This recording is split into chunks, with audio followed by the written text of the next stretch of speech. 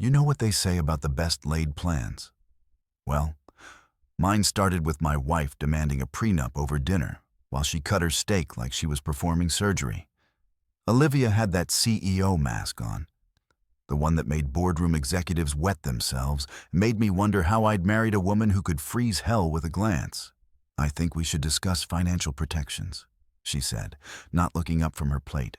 We were sitting in our kitchen, all granite countertops and stainless steel with Boston skyline twinkling through floor-to-ceiling windows like some romantic movie set. Except nothing about this felt romantic. Before we dive deeper into this story, I have one small request. Please subscribe, drop a like, comment, and hit that hype button to boost this channel so more people can discover these incredible Reddit stories. I nearly choked on my wine. Protections from what? Each other from complications. She finally looked at me with those ice blue eyes that once made me stupid with love. Now they just made me feel like a quarterly report she was reviewing. I'm making significant income now. The company's going public next year. It's just practical. Practical, right? Like our marriage had become a business transaction somewhere between her promotion to CEO and my decision to step back from the tech world. I'd sold my startup 3 years ago, something she knew about, but had never bothered to ask the details. Olivia assumed I'd made enough to keep us comfortable. She had no idea I'd made enough to buy her entire company twice over. "Sure, honey," I said, raising my glass in a mock toast. "Let's protect your assets from your deadbeat husband." She missed the sarcasm completely. "I'm glad you understand." 2 weeks later, I sat in my lawyer's office. Not the family attorney Olivia knew about, but Marcus Chen, who'd handled my acquisition deals. The prenup Olivia's lawyer had drafted was spread across his mahogany desk like a battle plan. "She wants to keep everything separate," Marcus said, adjusting his glasses, her income, her stock options, her property acquisitions. "You'd get a modest settlement if things go south." How modest. 50,000 and whatever personal items you brought to the marriage. I laughed, actually laughed out loud. And what happens when her lawyer finds out about the Cayman accounts? Marcus's eyebrows shot up. "You haven't told her about the full sale price?" She never asked, assumed I made a few million, enough to play house husband and dabble in boxing. I leaned back in the leather chair. She has no clue I cleared 200 million after taxes. "David, this changes everything. If you sign this prenup without full disclosure, I'm not signing anything yet." I stood up, straightening my jacket. "But I want you to prepare the real numbers, all of them. When this blows up, and it will, I want her lawyer to need a defibrillator." That night, I found Olivia in her home office, laptop glowing, surrounded by financial reports. She looked up when I knocked on the door frame. "How's the world domination going?" I asked. "Richard's been pushing back on the quarterly projections," she said, not really answering. "Richard Ashford, her business partner, the golden boy with the perfect jaw and the custom Porsche. I'd met him at company events where he had a habit of looking through me like I was furniture. Maybe he needs better motivation." She closed the laptop. "He's actually been very supportive lately, more involved in the strategic decisions." Something in her tone made my stomach tighten. Supportive. Involved. I'd been married to Olivia for 6 years. I knew when she was choosing her words carefully. "That's great, honey. Teamwork makes the dream work." She smiled, but it didn't reach her eyes. Exactly. The next morning, I decided to surprise her with coffee at her office. I'd done it before, back when she still seemed happy to see me. The elevator to the 42nd floor felt like a ride to my own execution. Olivia's assistant, Jennifer, looked surprised when I walked in carrying 2 lattes. "Oh, "Hi, David. She's in a meeting with Richard. I'll wait." But I didn't wait. Something pulled me toward the conference room where I could hear voices through the thick glass door. Olivia and Richard were standing close, too close, looking at something on his tablet. As I watched, he put his hand on the small of her back. She didn't pull away. I set the coffees down on Jennifer's desk and left without a word. That evening, I went to Murphy's boxing gym, a place that smelled like sweat and honest work. Coach Murphy, a 60-year-old Irish ex-fighter who'd become my closest friend, was wrapping hand wraps around some kid's fists. "You look like someone pissed in your cornflakes," Murphy said when he saw me. "Marriage troubles. The Ice Queen giving you grief."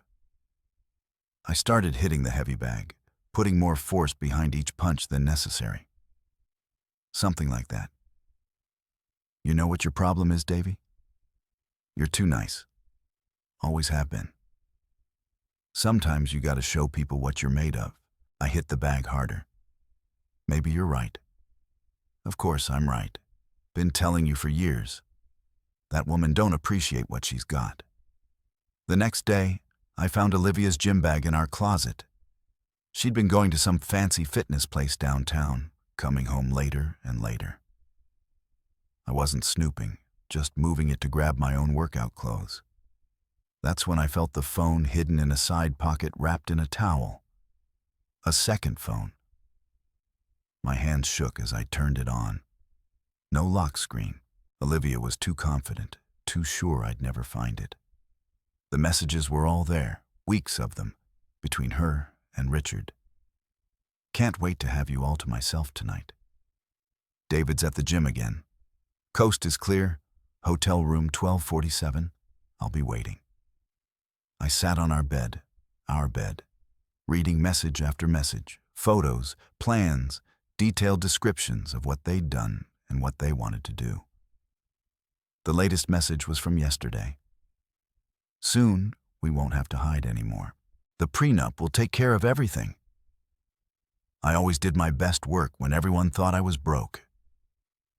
Looked like it was time to remind people why I'd been so successful in the first place. The thing about being underestimated is that it gives you a tactical advantage most people never consider. While Olivia and her boy Toy were planning their little financial coup, I was 3 moves ahead playing chess while they were still figuring out checkers. I spent the next morning doing what I did best: research. Richard Ashford, it turned out, had quite the digital footprint. Harvard MBA, former college lacrosse player, divorced twice, and currently driving a custom Porsche 911 that he posted about on social media like it was his firstborn child. The man had an ego the size of Massachusetts and the common sense of a goldfish. By noon, I had his schedule, his favorite restaurants, his gym membership, and his parking spot at the office building. Amazing what you can learn when you actually pay attention instead of just assuming you're the smartest person in the room. That evening, I followed them to the Meridian Club, one of those exclusive rooftop places where the drinks cost more than most people make in a day. I watched from the bar as they sat at a corner table, Olivia laughing at whatever charming thing Richard was whispering in her ear. She was wearing the red dress I'd bought her for our anniversary last year. I waited until they went to the bathroom, separately, of course, maintaining the illusion of discretion, then slipped down to the parking garage. Richard's precious Porsche was parked in a handicapped spot because apparently rules were for other people. I took out my keys and carved a message into the driver's side door. Property of CEO's husband. Then, for good measure, I loosened his valve stems just enough to ensure he'd have 4 flat tires by morning. The next day, Olivia came home in an unusually good mood, humming while she made dinner. I was sitting at the kitchen island reading the news on my tablet. "How was your day, honey?" she asked, not really listening for an answer. "Interesting. I heard Richard had some car trouble." She paused just for a second while chopping vegetables. "Did he?" "Vandalism, apparently. Someone really didn't like his parking job. I looked up from my tablet. Funny thing about karma, it has a sense of humor. That's terrible. Who would do something like that?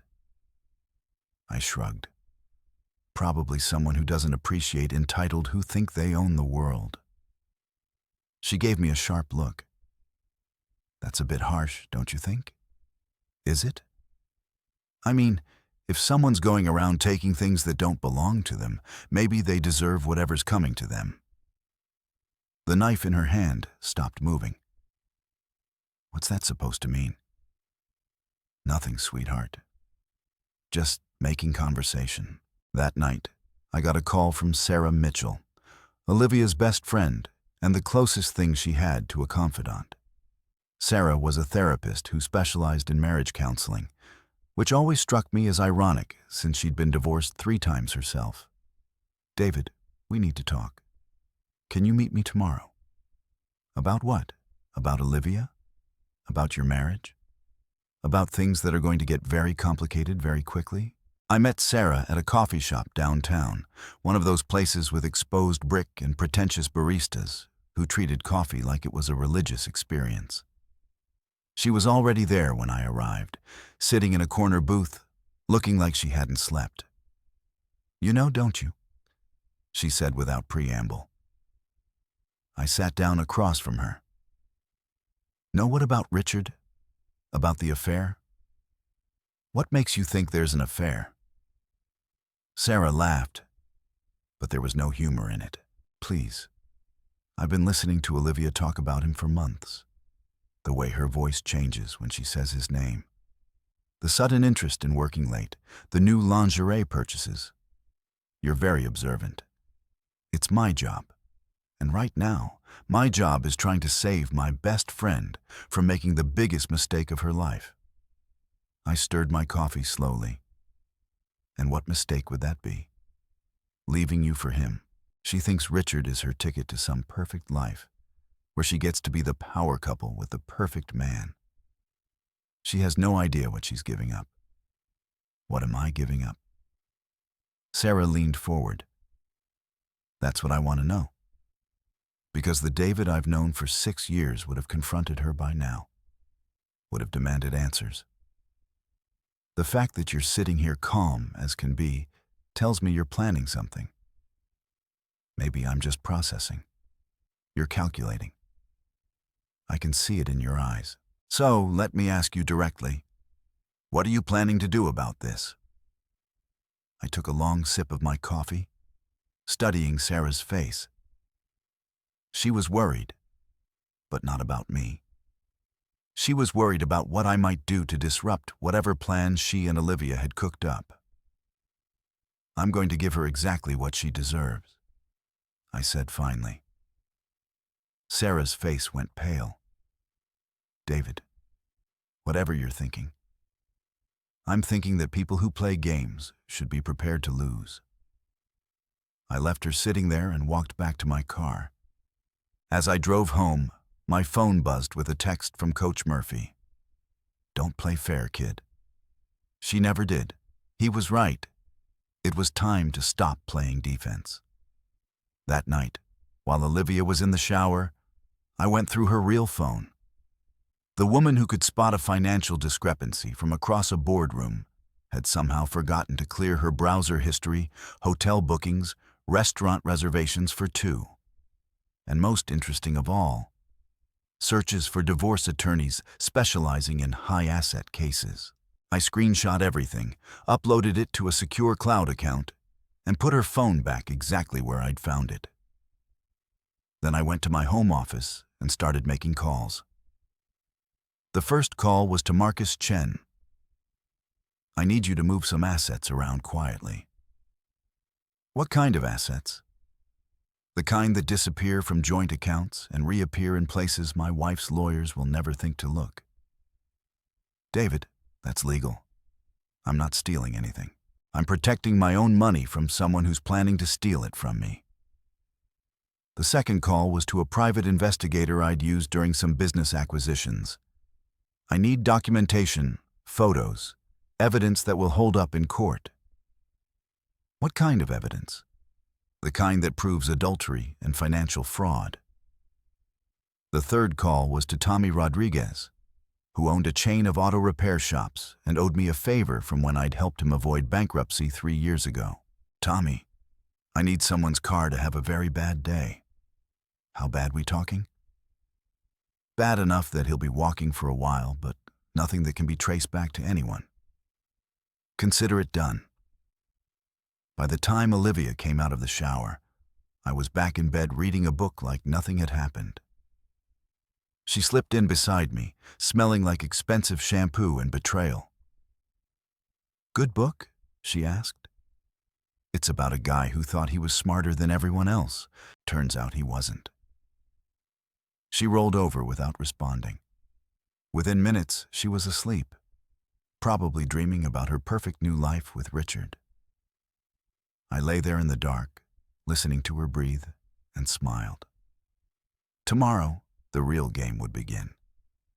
The beauty of corporate warfare is that it's all about information, timing, and knowing your enemy's weaknesses. After 15 years in the tech world, I'd learned that the most devastating attacks come from directions your opponent never sees coming. Richard's weakness was his ego. Olivia's was her reputation. And their shared weakness was the assumption that I was just some house husband who'd roll over and play dead when they were ready to cash out. Time to correct that misconception. I started with Richard's car because men like him define themselves by their possessions. Tommy's guys did beautiful work. Sugar in the gas tank, paint stripper on the hood that would eat through the clear coat in about 6 hours, and a few strategic scratches that would require a complete repaint. But the masterpiece was the bumper sticker they applied to his rear window. "My other car is my business partner's husband." Richard discovered the damage at 8:30 the next morning, right as he was leaving for a breakfast meeting with potential investors. According to my private investigator, who happened to be having coffee across the street, Richard's reaction was loud enough to set off car alarms. Phase 2 involved Olivia's professional reputation, which she guarded like a dragon guards gold. I'd done my homework on her company's board of directors, and it turned out that Margaret Walsh, the chairman, was old-school Boston conservative who believed in traditional values and moral conduct. I arranged to bump into Margaret at her country club, where I was now a guest member thanks to a strategic donation to their scholarship fund. "David, how lovely to see you," Margaret said as I approached her table on the terrace. "How's Olivia?" "Busy as always, working very closely with Richard these days. Very closely." I let that hang in the air for a moment. They make quite a team. Margaret raised an eyebrow. "Yes, I've heard they've been spending a lot of time together on the new acquisition project. Day and night. Sometimes I feel like I'm married to both of them." I laughed like it was a joke, but Margaret's expression suggested she was reading between the lines. "Well, dedication to work is admirable, but balance is important too." I couldn't agree more, though. I suppose some people have different definitions of work-life balance. That afternoon, I got a call from Coach Murphy. "You free tonight? Got something to show you." I met him at the gym after hours. He led me to his office where he had a laptop open on his desk. "Remember that security camera I installed in the parking lot last month?" he said. "Turns out it's got a perfect view of the hotel across the street, the one with the fancy restaurant on the ground floor." He turned the laptop toward me. The timestamp showed yesterday at 6:15 p.m. There was Olivia walking into the hotel with Richard, his hand on her lower back, both of them laughing like they didn't have a care in the world. "How long have you been recording?" 3 weeks. Got about 40 hours of footage showing them coming and going. Always together, always looking real comfortable with each other. I clapped him on the shoulder. "Coach, you're a beautiful man." "Yeah, well, nobody screws over my friends without consequences." The next evening was the charity gala for the Children's Hospital. One of those mandatory social events where Boston's elite gathered to write tax-deductible checks and pretend they cared about something other than themselves. Olivia had been planning to attend with Richard, telling me she needed to network with potential clients. I showed up anyway. The ballroom at the Four Seasons was packed with the usual suspects: politicians, business leaders, society wives, and enough plastic surgery to stock a medical supply warehouse. I spotted Olivia and Richard immediately holding court near the silent auction tables, both of them dressed to kill. I waited until they were separated, Olivia talking to Margaret Walsh and some other board members, Richard schmoozing with a group of investors near the bar. Then I made my move. "Richard, great to see you, buddy." He turned, his perfect smile faltering when he saw me. "David, I didn't expect to see you here. Wouldn't miss it. Olivia has been telling me so much about your collaboration lately. Sounds like you two have been working very hard together." "Yes, well, the acquisition project has been demanding, I bet. All those late nights, weekend meetings, hotel conferences." I smiled broadly. "It's amazing how dedicated you both are to getting the job done." Richard's face was starting to flush. "I'm not sure what you're implying." "I'm not implying anything. I'm stating facts, like the fact that you've been screwing my wife for 3 months. I kept my voice conversational, but loud enough for the people around us to hear. The group of investors went silent. Richard's mouth opened and closed like a fish gasping for air. "I think there's been a misunderstanding. The only misunderstanding is you thinking I'm stupid enough not to notice." I pulled out my phone and showed him one of the screenshots from Olivia's messages. "This is from last Tuesday. Can't wait to feel you inside me again. Recognize the number?" Richard grabbed for my phone, but I was faster. "I wouldn't do that if I were you. Not unless you want me to show everyone the photos she sent with that message. You're insane." "No, I'm thorough. There's a difference." I walked away, leaving Richard standing there like a deer in headlights while the investors whispered among themselves.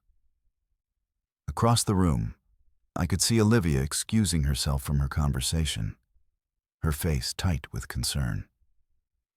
She caught up with me near the coat check. "What the hell do you think you're doing? Enjoying the party?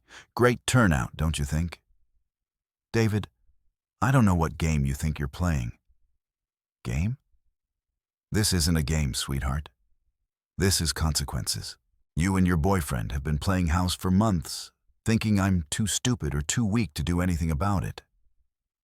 Turns out you were wrong on both counts." Her face went white. "I don't know what you think. You know, I know about the second phone. I know about the hotel rooms. I know about the prenup strategy. And I know about the divorce attorneys you've been consulting." I stepped closer, lowering my voice. "What you don't know is what I'm going to do about it." "Are you threatening me?" "I'm educating you. See, you've been operating under the assumption that I'm just some broke ex-repreneur who got lucky once. But you never bothered to ask the right questions, did you? Never wondered why I was so comfortable stepping back from work? Never curious about the exact details of my company's acquisition?" I could see the wheels turning in her head, the first flicker of doubt creeping into her eyes. "Here's what's going to happen," I continued. "You're going to go home tonight and think very carefully about whether this is really the path you want to go down, because once we start playing hardball, there's no going back. And honey, you have no idea what league I play in." I left her standing there and walked out into the Boston night. My phone was already buzzing with messages from Sarah, from Richard, from people who'd witnessed the confrontation at the gala. But the most interesting message came from an unknown number. "We need to talk tomorrow, 2 p.m. Legal offices of Morrison and Associates. Come alone." It was from Olivia's divorce attorney. Game on. The offices of Morrison and Associates, occupied 3 floors of a glass tower in downtown Boston, the kind of place where billable hours started at $1,000, and the coffee was served in china cups that cost more than most people's monthly rent. I arrived at exactly 2 p.m., wearing my best suit and the smile of a man who held all the cards. James Morrison himself greeted me in the marble lobby, a silver-haired shark in a $3,000 suit who specialized in dismantling wealthy marriages. The fact that he was handling this personally told me everything I needed to know about how seriously they were taking the situation. "Mr. Parker, thank you for coming. Wouldn't miss it. I love a good legal consultation." He led me to a conference room overlooking the harbor, where Olivia was already seated at a polished table that could have doubled as an aircraft carrier deck. She looked composed, professional, every inch the CEO, except for the slight tremor in her hands when she reached for her water glass. "David," she said without looking up. "Sweetheart, you look lovely. Stressed, but lovely." Morrison cleared his throat. "Mademoiselle Parker, we've asked you here to discuss the dissolution of your marriage in a civilized manner." Civilized. I like that word. It implies that everyone involved is operating with basic human decency. I looked directly at Olivia. "Present company excluded." "Of course." "There's no need for hostility," Morrison continued. "We're prepared to offer you a generous settlement, significantly more than what the prenup stipulates." I leaned back in my chair. "How generous?" $500,000 plus the house in Brooklyn plus spousal support for 2 years. I whistled low. $500,000? That's 10 times what the prenup offered. You must be really worried about something. Olivia finally looked at me. "We're trying to be fair." "Fair?" I laughed. That's rich coming from someone who's been planning my financial execution for months. I pulled out a folder from my briefcase. "Speaking of fair, I brought some documents you might find interesting." I slid the folder across the table, cross. Morrison opened it, and I watched his face change as he flipped through the pages. "What is this?" he asked. "Financial disclosure. The real numbers from my company's acquisition. Turns out your client's husband isn't quite as broke as she assumed." Morrison's face went pale. "This shows assets of $212 million, give or take a few million in investment gains." The silence in the room was beautiful. Olivia's mouth fell open, and Morrison looked like he was about to have a stroke. "That's impossible," Olivia whispered. "Is it? You never asked, remember? Just assumed I'd made enough to keep us comfortable and left it at that. Turns out comfortable is a relative term." Morrison was frantically flipping through the documents. These accounts, these investments, why weren't they disclosed during the prenup negotiations? Because nobody asked. Your client demanded separate finances. Remember? She wanted to protect her assets from her deadbeat husband. I was just respecting her wishes. Olivia found her voice. "You lied to me. I never lied about anything. I just didn't volunteer information you never bothered to request." I stood up, straightening my jacket. "But since we're talking about lies, let's discuss your relationship with Richard Ashford." Morrison held up a hand. "Mr. Parker, if you're alleging adultery, I'm not alleging anything. I'm documenting it." I placed another folder on the table. Photos, text messages, hotel receipts, witness statements, and about 40 hours of surveillance footage. Your client has been conducting an affair for 3 months while planning to divorce me and take half my assets. Olivia's composure finally cracked. "You had me followed. I had you exposed. There's a difference." I walked to the window, looking out at the harbor. "See? Here's what's going to happen. You're going to withdraw the divorce petition. You're going to end your relationship with Richard, and you're going to spend the rest of your marriage trying to make amends for this betrayal. Or what? Morrison asked. I turned back to them. Or I destroy both of you publicly, professionally, and financially. I looked at Olivia. Your company's board is very conservative, very traditional. Margaret Walsh, in particular, has strong feelings about moral conduct among senior executives. How do you think they'll react when they see the evidence of your affair? You wouldn't. Try me. I've already had preliminary conversations with several board members. They're very concerned about the company's reputation, especially with the IPO coming up next year. Morrison was scribbling notes frantically. Mr. Parker, perhaps we can reach some accommodation. The accommodation is this. Olivia keeps her job, her reputation, and her marriage. In exchange, she ends the affair, submits to a post-nuptial agreement that protects my assets, and spends the next few years proving she deserves a second chance. Olivia stood up abruptly. I won't be blackmailed. It's not blackmail, it's consequences. You made choices, and now you get to live with them. I gathered my folders. You have 24 hours to decide. After that, the evidence goes public, and we'll see how much your pride is worth when you're unemployed and unemployable. I was halfway to the door when Olivia called out, David, wait. I turned back. She looked smaller somehow, diminished. What do you want from me? I want you to remember why you married me in the first place. I want you to remember what we had before you decided Richard Ashford was a better option.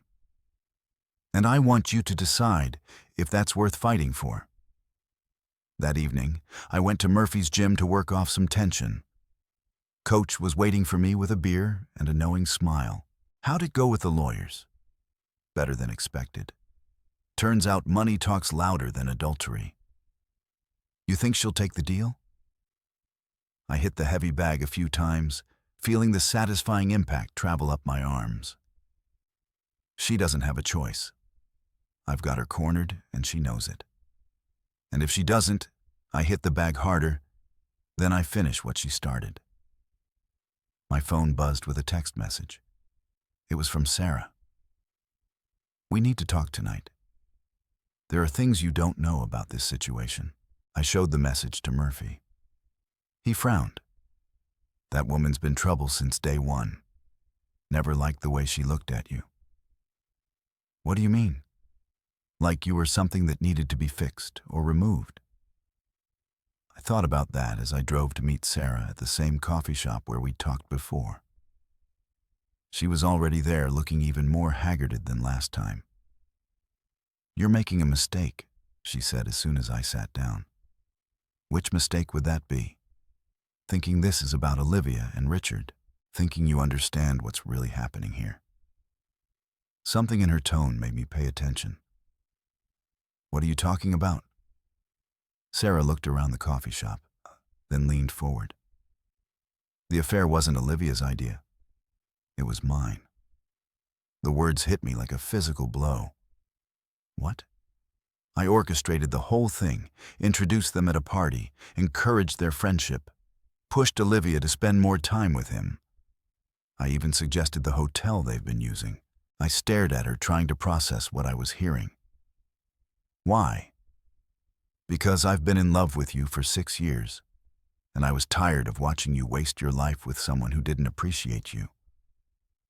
The coffee shop seemed to spin around me. You're insane.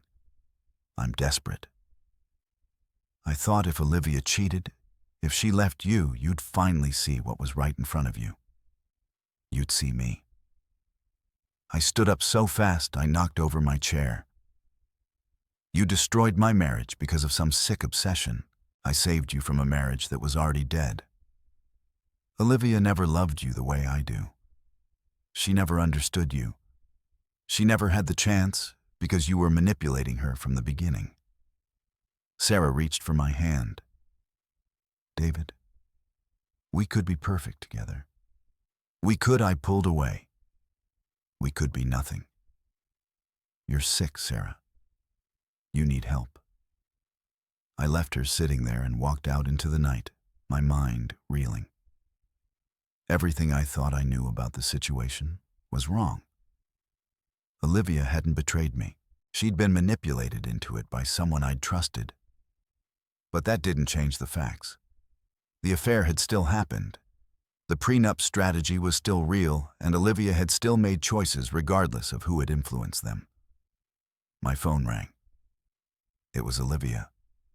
David, I've made my decision, and I'll take your deal. But I have conditions. You're not in a position to make conditions. I am if you want this marriage to actually work instead of just being a prison sentence for both of us. I stopped walking. What kind of conditions? Full disclosure about everything. Your money, your plans, your real feelings about this situation. If we're going to try to rebuild this marriage, it has to be built on honesty and you have to forgive me. Really forgive me. Not just say the words. Because if you're planning to spend the rest of our marriage punishing me for this, then we should just get divorced now. I looked up at the Boston skyline, at the lights of the city where I'd built my fortune and lost my faith in the woman I'd married. I'll think about it, David. Yeah, I'm sorry for all of it. I know that doesn't fix anything. But I needed you to know. After she hung up, I stood on the sidewalk for a long time, thinking about choices and consequences, about love and betrayal, about the difference between justice and revenge. Tomorrow, I would have to decide which one mattered more. The thing about revenge is that it's most satisfying when your enemies see it coming, but can't do anything to stop it. Like watching a slow-motion car crash where you're the one who cut the brake lines. I'd spent 3 days thinking about Olivia's offer. 3 days weighing forgiveness against justice. 3 days deciding whether I wanted a wife or a victory. In the end, the choice was easier than I'd expected. I called her Friday morning. I've made my decision, and I'll take your deal. Full disclosure, honest conversation, real attempt at rebuilding. But first, we're going to settle accounts with everyone who helped create this mess. What do you mean? I mean, Richard and Sarah are going to pay for what they did, and you're going to help me make that happen. There was a long pause. David, I don't want to hurt anyone. They didn't worry about hurting us. Turnabout is fair play. That afternoon, I met Olivia at our house, the first time we'd been alone together since the confrontation at the charity gala. She looked tired, older somehow, like the stress of the past week had aged her years. You look terrible, I said. Thank you. That's exactly what every woman wants to hear. Despite everything, I almost smiled. Sorry, you look tired. I haven't been sleeping well. Guilty conscience, apparently. We sat in the living room, the same room where she'd asked for the prenup, where we'd had 1,000 conversations about everything except the things that actually mattered.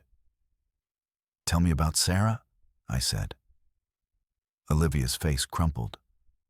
I should have seen it. Should have realized what she was doing. Tell me anyway. It started 6 months ago. She kept talking about how you seemed unhappy, how our marriage was stagnating. She suggested I needed to explore my options, figure out what I really wanted.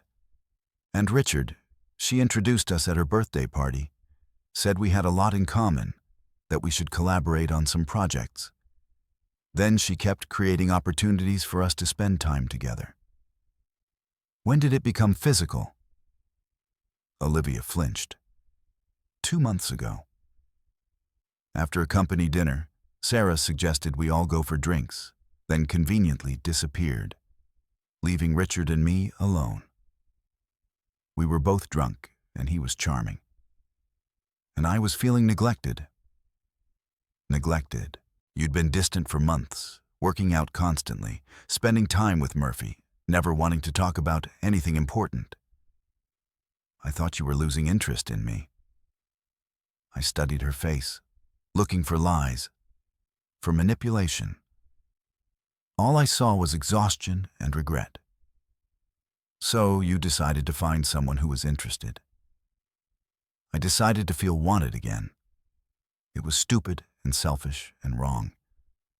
But it felt good to have someone pay attention to me, even if it meant destroying our marriage.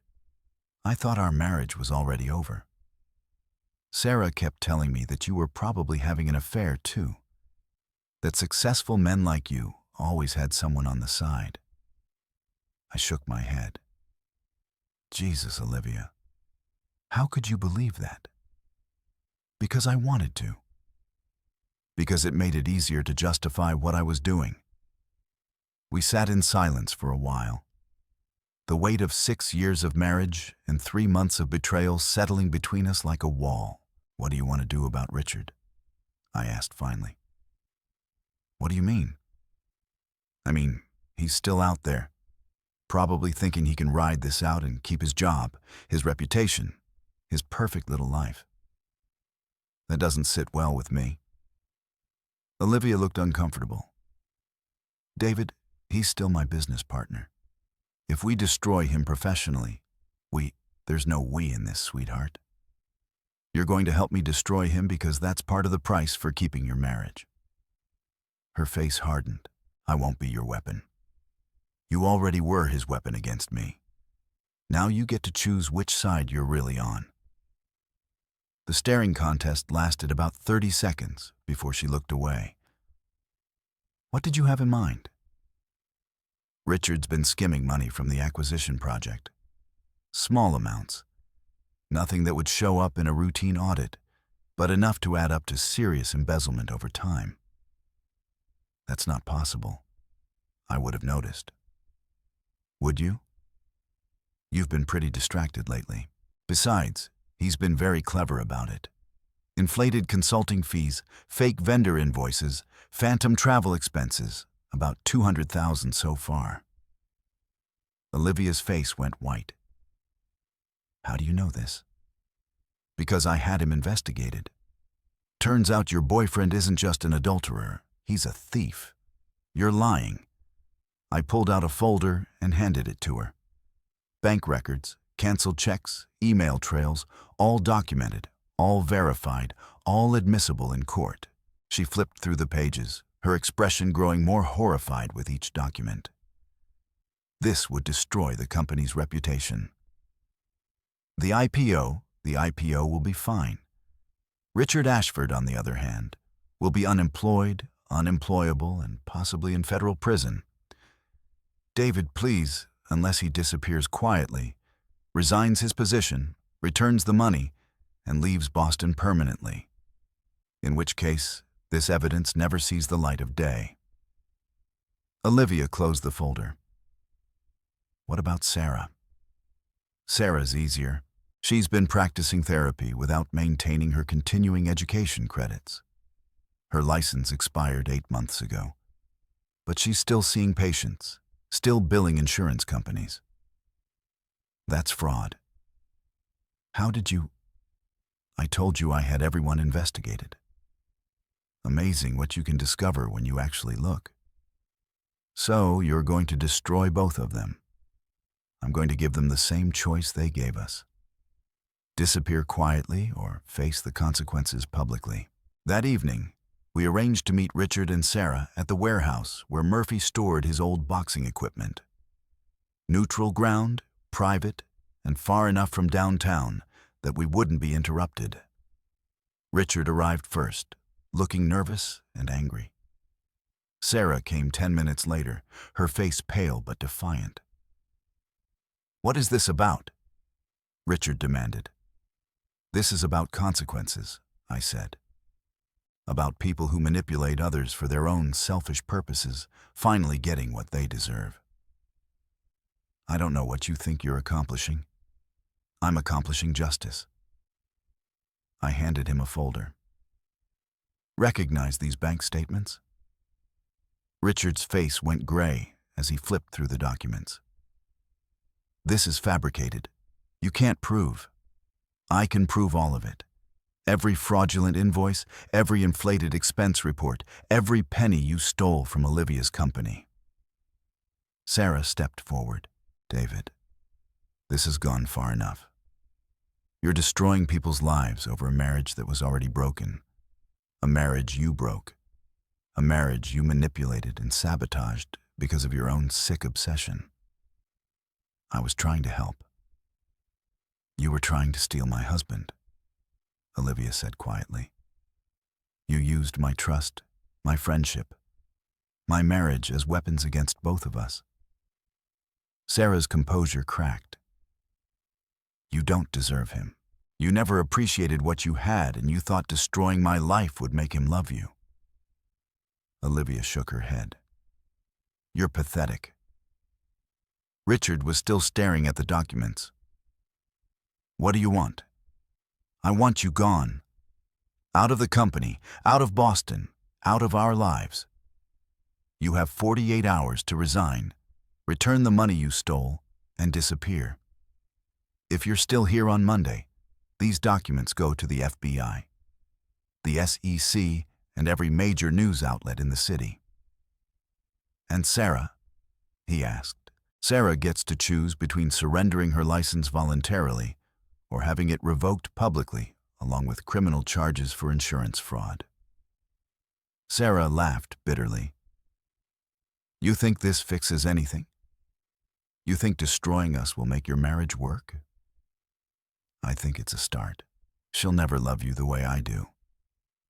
Good. Your kind of love is toxic. I walked toward the exit, then turned back. Oh, and Richard, stay away from married women in the future. You're not nearly as charming as you think you are. Olivia and I left them standing there in the warehouse.